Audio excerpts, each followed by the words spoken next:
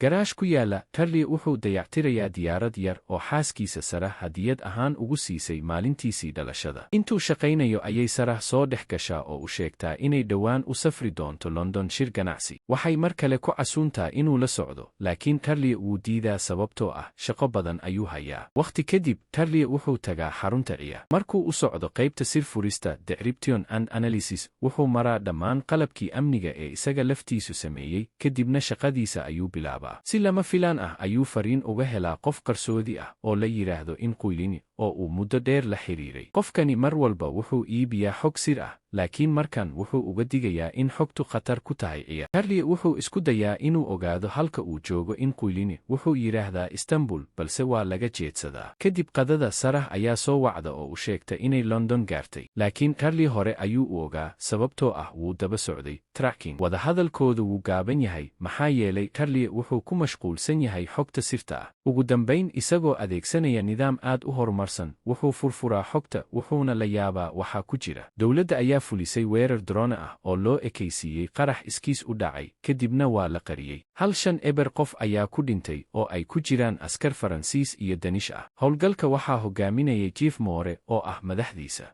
Habeenkaas, Tarly wuxuu isku dayaa inuu la hadlo Sarah, balse way ka jawaabi weydaa. Maalinta xigta waxaa loo sheegay Sarah inay ku dhimatay weerar argagixiso oo ka dhacay hotel London ku yaal. Tarly ma rumaysna, laakiin waxaa la tusaa muuqaal caddaynaya. Murugo iyo shaki darteed, Tarly wuxuu bilaabaa inuu baaro dhacdada. Wuxuu ogaadaa, argagixisadu si xirfad leh ayay u shaqeeyeen. Waxay qafaasheen dad hotelka ku jiray. Sarah waxay isku dayday inay dadka badbaadiso, sidaas darteed waa la qabtay. Tarly wuxuu aqoonsadaa 4 qof oo weerarka ka dambeeyey. Mishka, Ruush, Lauren ciidan hore, Horst Mercenary, Gretchen sirdoon hore, laakiin madaxdiisa Moore iyo Caleb waxay u muuqdaan inay hore wax walba u ogaayeen.